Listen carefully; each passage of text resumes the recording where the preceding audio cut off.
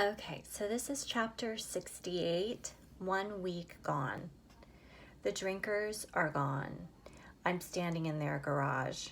I wonder if anything good has come of these days. We are 1 week gone from finding the handsaw. Word is probably going around. Mason Buttle is not the one. He played no trick. He made no mistake. Seems like all of this should feel better. But tell you what, it's kind of like everything is still sad. I still feel it. Gray cloud over Merrimack. Miss Blenny helps.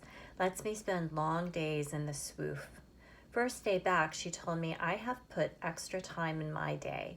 Time just for you, Mason Buttle. I told her I could go tell it to the dragon. She shook her head no. She sat down with me. She put her dry hands on top of my sweaty ones. She said, Mason, you can tell this story to me. So I did that as best I could. Now I'm staring at that greenish stain on the drinker's garage floor, the spot where I puked. Seems like I should get that off of there. Moody follows me into the drinker's laundry room. I make a bucket of suds, find a brush. I get started. Gross job. But the dog makes me smile. He tilts his head at what I'm doing, looks at that brush like it might be a toy. I have to talk him out of that. I scrub and I think. Funny thing, the lieutenant has been by the crumble down about every day. He even brought me a present, brand new handsaw. He will need to keep that old one, probably for quite a while. And he took away the notebook and my dragon pages. He read all that. Read it right about the same time I was here in this garage finding my old handsaw. That's what he said. Then he got the call to get down to the drinker house. He said what I wrote fills him with understanding. Truths. He said I should have listened better, Mason. He said something else, sticks in my brain. He said good families will help their children accept responsibility. He said that's all he can really say to us about the whole thing now. And Uncle Drum said that kind of means it's not really our business anymore. Except for this, we love Benny Kilmartin. And we hear things. Calvin reads me the newspaper, told about a break in the investigation. That was finding the handsaw. And it said the lieutenant feels grateful, but he still needs cooperation from several more Merrimack families. Calvin read there are individuals who have information. We know who it means, drinkers and Pearsons. I remember what Grandma said. She didn't hesitate to have me talk with the lieutenant. Well, pretty sure it is not the same for the drinkers or the Pearsons. We hear some things about them. Building up walls. Not stone walls like the one I built with Benny's dad, Andy. Wall of people. Lawyers. Uncle Drum explained that part. He said they will get advice on how to keep the trouble away from their kids. He said the first thing they will do is not let their kids talk to the lieutenant. Another thing Uncle Drum said is this: the lieutenant has an impossible job. Could be he is right.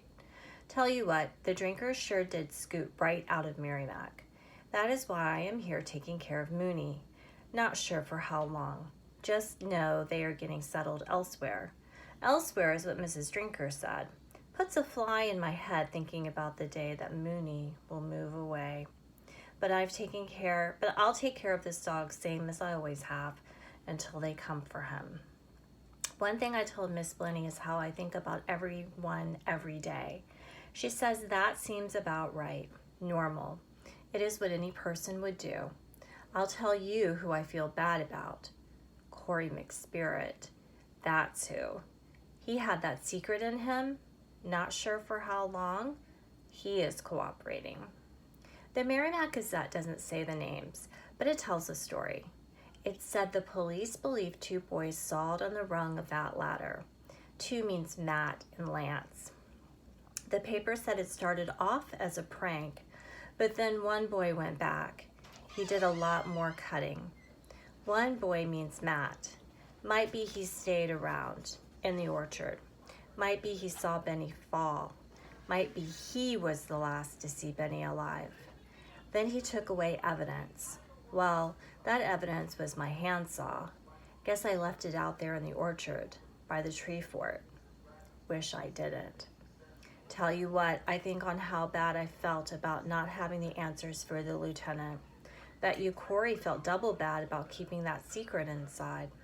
So Calvin and I already said it. If Corey comes back to school, we will try to be his friends. We will sit by him on the bus. I'm finished. Got my puke spot pretty well cleaned up. I rinsed it all away, chased the suds to the drain in the floor. Mooney and I watch the foam go down. His head tilts, dog eyebrows twitch.